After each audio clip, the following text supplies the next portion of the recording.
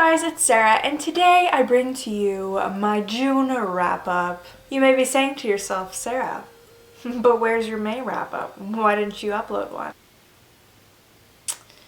May was not a good reading month for me. I beat myself up over it for a while, and then I just realized that reading is a hobby, and I shouldn't feel bad if I don't finish any books. It's not like I wasn't reading. I definitely did read some stuff. I was listening to some books on audio.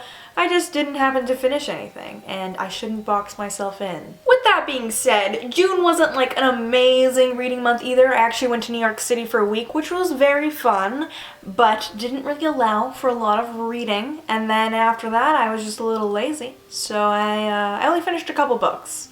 But that is okay. So the first thing I read in June was volumes 1 through 3 of Death Note. I actually read these for my book club, the Lonely Genres book club that I host with Anais from Clockwork Kitten. Basically, we just try to read genres that we don't reach for very often, and manga happens to be one of them, and we actually had a live show at the very beginning of June, hence why I read the volumes at the beginning of June so we could do the live show. I'll link it down below if you want to watch it. It was a lot of fun. We had Brandon from Brandon the Book Addict and Nabila from the Bibliomania, and it was loads of fun. And Death Note is also loads of fun. Basically, it is about this boy named Light, and he finds this book called a Death Note, which basically is this book where you can like write people's names and then they'll die.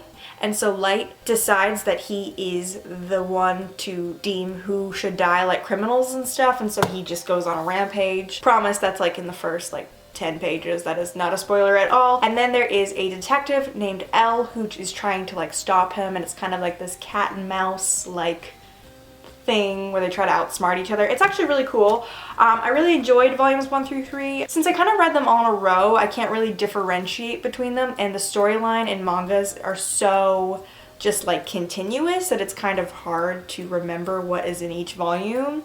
I said a lot more about my thoughts on these books in the live show if you want to watch it, but I just thought it was an interesting book because it really questions your morality, because basically the main character is like killing people and you kind of have to like wrap your mind around it, and it's hard to pick sides. Like I really couldn't decide whether or not I was in support of the detective or in support of Light. It was just kind of like, I don't know, like what would you do if you had a Death Note? Like I don't know what I would do if I had a Death Note. I probably would like test it to like see if it worked, but then if I killed someone I'd probably feel bad. Then the last thing I read in June was Attachments by Rainbow Rowell, but I have to admit I did not read this whole thing in June. I actually started this in I think February, and I only had about 130 pages left, and I just kept not finishing it, and so I randomly was like, you know what, Sarah, you're gonna finish it. So then I did, and I loved it. Basically, Attachments takes place in the 90s, kind of at the dawn of email and just like the internet in general. I think it starts right before the year 2000, and our main character, Lincoln, works in a news office, but he works the night shift, and basically what he does is he monitors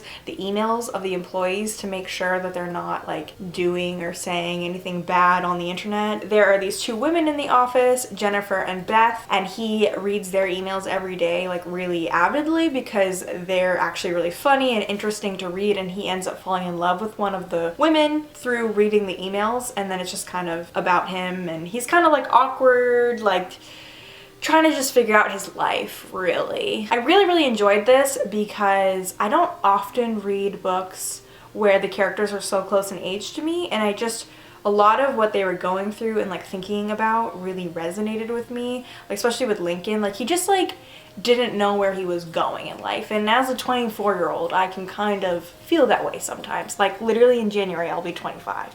And it's just like, that's scary. Like I remember being 16 like yesterday, and now I'm just like living life. And sometimes you're just like, am I doing what I'm supposed to be doing in life? Basically what I've learned about adulthood is that no one knows what they're doing. Even if you think your friends know what they're doing, they probably don't know what they're doing. I don't know what I'm doing.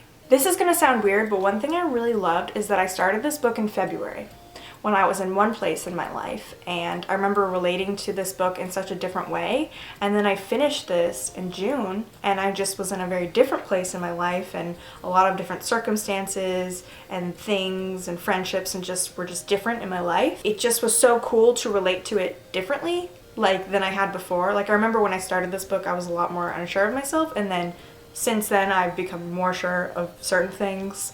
I know that's all very vague, but I don't really want to get into my deep personal life right now. But I don't know, it's just really cool. I don't know, if anyone has experience with like reading a book and relating to it differently, let me know down below. Maybe you know what I'm talking about.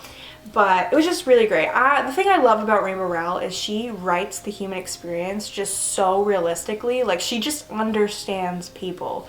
Like Lincoln, Beth, Jennifer, all their life and their struggles just like were so real to me. And when I finished the book, I literally just like wept because it was just so beautiful to me. It's not even sad. It just was beautiful to me. It just felt like I had witnessed something just amazing. But that's pretty much it for my reading in June. I know, again, I didn't read a lot, but I was reading other stuff. I just didn't happen to finish it, but hopefully I'll finish that stuff this month. You know, rollover reading. That's a thing, right? I am gonna try to read more in the coming months. I kind of feel like I've been in a slump lately. I don't know, you know when you just get into this phase where like when you get home from work, all you want to do is just do nothing? I feel like that's kind of where I've been at. And the thing is, I know I enjoy reading, but sometimes it seems like a lot of effort. So hopefully I make sense and relate to someone in this video. I feel like I'm just like waxing poetic about my life and it doesn't make any sense, but yeah. Thank you guys so much for watching this video. You're all beautiful. Have a nice day. I feel like I just rambled for like 5 minutes and didn't make any sense, but c'est la vie.